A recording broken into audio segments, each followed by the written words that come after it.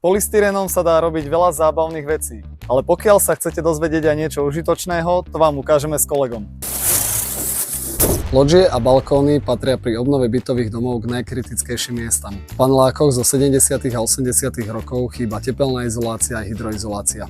Ak chcete zvýšiť hodnotu vášho bytu alebo bytovky, zvolenie správnych materiálov je kľúčové.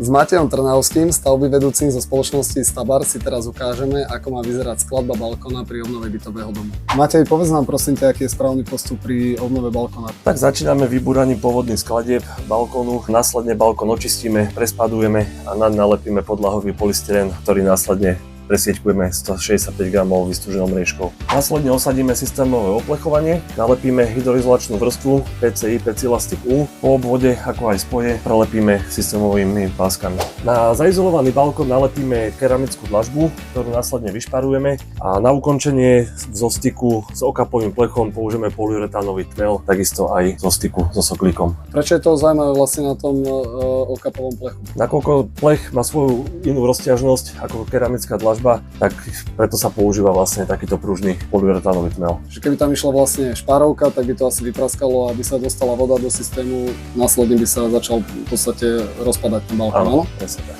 Takto má vyzerať správna rekonštrukcia balkóna so Stabarom. Žiadne skratky, iba kvalitné riešenie, ktoré vydrží.